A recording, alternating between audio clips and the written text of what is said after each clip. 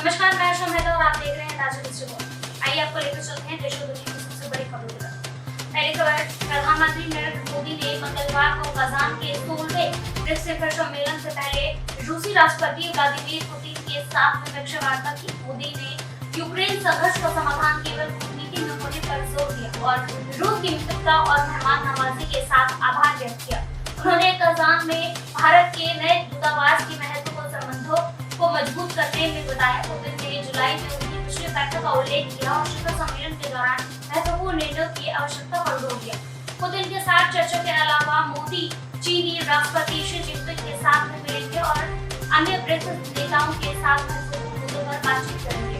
अगली खबर, दाना साइक्लोन के लिए ओडिशा सरकार ने 800 चक्रवात आश्रय और 500 अस्थायी आश्रयों की व्यवस्था की है ताकि लोगों की संभावित खतरे वाले क्षेत्रों से निकाला जा सके। ओडिशा के राजस्व और आपदा प्रबंधन मंत्री सुरेश पुजारी ने बताया कि भोजन, पानी, दवाएं और अन्य आवश्यकताएं तैयार हैं और विशेष रूप से बच्चे, बुजुर्ग और गर्भवती महिलाओं के लिए विशेष व्यवस्थाएं की गई है। मुख्यमंत्री मोहन चरण मांझी ने सब लोगों को हटाने पर जोर दिया ताकि शून्य कैजुअलिटी सुनिश्चित की जा सके। अतिरिक्त पुलिस गश्त निकाले गए गाँव की सुरक्षा करेगी ताकि चोरी न हो सके। 9 जिलों के लिए रेड अलर्ट जारी किया गया है ताकि एहतियात के तौर पर स्कूल बंद कर दिए गए हैं। सरकार ने 23 से 25 अक्टूबर तक कर्मचारियों की छुट्टी निलंबित कर दी है। ODRF और अग्निशमक सेवाओं के खतरे वाले क्षेत्रों में तैनात और अतिरिक्त NDRF टीमों की व्यवस्था की है। स्वास्थ्य सेवाएं, दवाएं और सुरक्षित पेयजल के साथ तैयार है।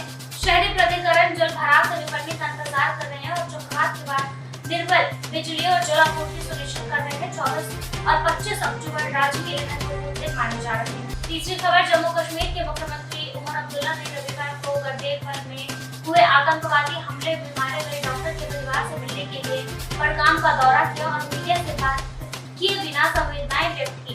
सेनमार्ग आतंकवादी हमले के बाद गैर स्थानीय श्रमिकों पर कश्मीर छोड़ने के लिए दबाव डालने की रिपोर्ट सामने आने के बाद महबूबा मुफ्ती ने मुख्यमंत्री उमर अब्दुल्ला और राज्यपाल मनोज सिन्हा से हस्तक्षेप करने का आग्रह किया है। अगली खबर, विदेश सचिव विक्रम मिश्री ने बताया कि भारत और चीन ने वास्तविक नियंत्रण रेखा के साथ गश्त के प्रबंधन पर सहमति जताई है। इसके बाद सेना प्रमुख जनरल उपेंद्र द्विवेदी ने आपसी विश्वास को बहाल करने के लिए महत्व पर जोर दिया है। उन्होंने कहा है कि विश्वास, डिसएंगेजमेंट, डिसएस्केलेशन और LAC के सामान्य प्रबंधन जैसे आगे के चरणों के लिए आवश्यक। उन्होंने प्रभावी बफर जोन प्रबंधन को स्थिरता हासिल करने के लिए महत्वपूर्ण बताया है। अगली खबर, 22 अक्टूबर 2024 से दिल्ली NCR में बिगड़ती वायु गुणवत्ता के कारण ग्रेडेड रिस्पांस एक्शन प्लान का दूसरा चरण लागू किया गया है। वायु गुणवत्ता प्रबंधन आयोग ने सड़क सफाई, धूल नियंत्रण के लिए कड़ी जांच और सार्वजनिक परिवहन को बेहतर बनाने जैसे उपाय लागू किए हैं। प्रतिबंध में कचरा जलाने पर प्रतिबंध है, यातायात समन्वय और पार्किंग शुल्क बढ़ाना शामिल है। अगली खबर, रविवार को दिल्ली के रोहिणी में एक CRPF स्कूल में धमाके के बाद सोमवार रात सभी CRPF स्कूलों की ईमेल के जरिए बम की धमकी मिली है। ईमेल में मंगलवार सुबह 11 बजे तक धमाकों की चेतावनी दी गई थी, लेकिन बाद में ये खबर झूठी पाई गई। ये झूठी धमकी 14 अक्टूबर के बाद से 100 से अधिक उड़ानों के खिलाफ मिली धमकियों में से एक श्रृंखला के बीच आई है।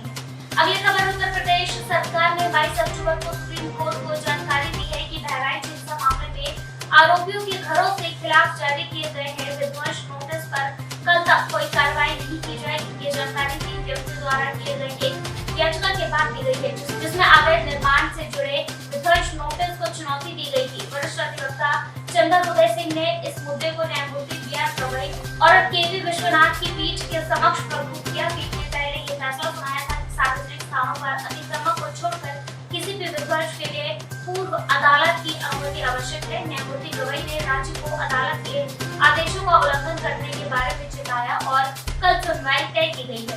अगली खबर, पश्चिम बंगाल में जूते डॉक्टरों ने आर्जिकर मेडिकल कॉलेज में एक सहयोगी से कथित रेप और हत्या के खिलाफ हफ्तों से चल रहे विरोध प्रदर्शन के बाद अपनी भूख हड़ताल और स्वास्थ्य क्षेत्रों में प्रस्तावित हड़ताल को समाप्त कर दिया है। मुख्यमंत्री ममता बनर्जी के साथ बैठक के बाद उन्होंने हड़ताल समाप्त करने का कारण जनता और पीड़ित के माता पिता की मांगों को बताया, न कि बैठक को।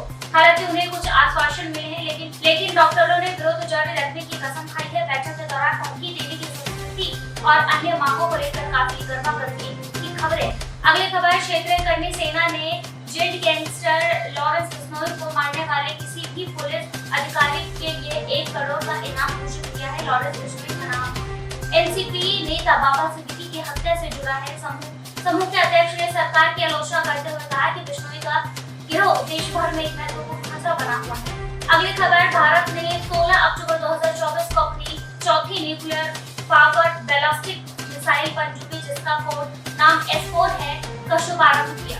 S4 में 75% स्वदेशी तकनीक है और यह 3500 किलोमीटर की रेंज वाली K4 न्यूक्लियर मिसाइलों से लैस है। मोदी सरकार एयरक्राफ्ट कैरियर्स की तुलना में पनडुब्बी क्षमताओं को प्राथमिकता दे रही है, क्योंकि वो लंबी दूरी की मिसाइल के प्रति संवेदनशील है। अगली खबर, मुंबई की एक अदालत ने खुलासा किया है कि जेल में बंद गैंगस्टर लॉरेंस बिश्नोई के भाई अनमोल बिश्नोई ने सलमान खान के निवास के बाहर 14 अप्रैल को भी फायरिंग में शामिल शूटरों का उकसाया है। अदालत ने यह भी कहा है कि शूटरों ने अभिनेता को नुकसान पहुंचाने की मंशा से काम किया था। फिलहाल खबरों से नहीं, देश और दुनिया की खबरों को देखने के लिए देखते रहिए ताजा दृष्टिकोण। हमारे चैनल को लाइक, सब्सक्राइब और शेयर करना ना भूलें।